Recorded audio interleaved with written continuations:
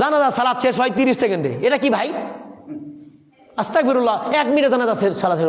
আমার আব্বা মারা গেছে, আমার আম্মা মারা গেছে, আমার ভাই মারা গেছে, আমার বোন মারা গেছে, আমি তার জন্য একটু বুক ভরে 2-3 মিনিট ধরে একটু জানাজাটা পরে দোয়া করব, একটু কান্নাকাটি করব, কিন্তু ইমাম সাহেব আল্লাহু আকবার আল্লাহু আকবার আল্লাহু আকবার আসসালামু আলাইকুম শেষ। ঠিক না ঠিক? জীবনের শেষ একটা নামাজ, জীবনের শেষ একটা দোয়া, এখানেও যে তাড়াহুড়া।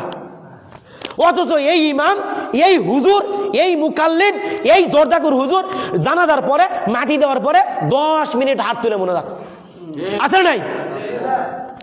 আস্তাগফিরুল্লাহ, বুঝি না জানাজা নামাজে 2 মিনিট একটু বাড়াও।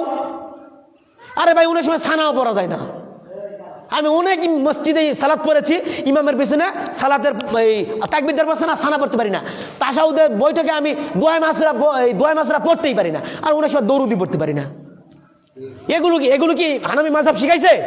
ব্যাককেল, তুমি মাযহাবের অববাদ করতেছো, ইমামের তুমি অববাদ করতেছো, ইমামকে তুমি ছোট করতেছো। খুব ভালো একজন জ্ঞানী লোক ছিল, কিন্তু ওনার নাম ব্যবহার করে অনেক ভুলভাল চলতেছে আমাদের সমাজে।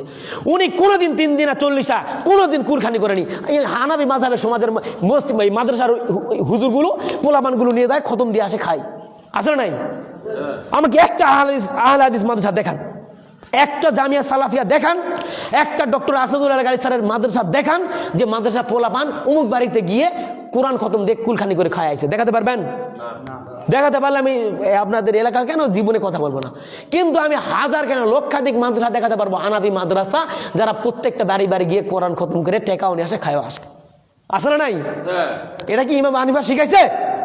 বেকুব, তুমি ইমাম হানিফার অপবাদ দিলা, তুমি ইমাম আবু হানিফার সমালোচনার জায়গায় তুমি ইমাম আবু হানিফাকে একেবারে নিচে নামাইছো। আমরা ইমামকে সম্মান করি, ইমাম আবু হানিফা সহ যত ইমাম আছে আমরা সবার জন্য দোয়া করি, আল্লাহ সবাইকে শান্তিতে রাখুন, আল্লাহুম্মা আমিন। কিন্তু তারা ভালোবাসে অতিরিক্ত, বুঝতে পেরেছেন? তারা অপব্যাখ্যা করে ফেলে।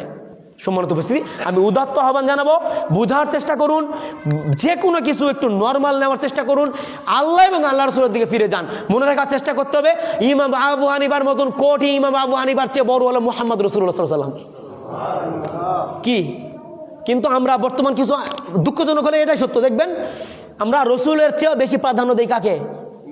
ইমাম আবু হানিফা বা ইমাম শাফিঈকে। আস্তাগফিরুল্লাহ।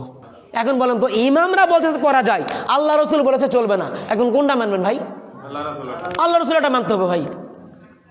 সুতরাং একটু বোঝার চেষ্টা করেন, যে কোনো আলেম হোক, যে কোনো ব্যক্তি হোক না কেন, যদি ভালো করে মনে রাখবেন, যদি আল্লাহ রসুলকে পৃথিবীর সবচেয়ে বেশি ভালোবাসা দিতে পারে, ওই ব্যক্তি কখনো বিদআত করতে পারে না, ওই ব্যক্তি কখনো ইমামের গুরুত্ব আল্লাহ রসুলের চেয়ে বেশি দিতে পারে না। ঠিক না ভাই? ঠিক।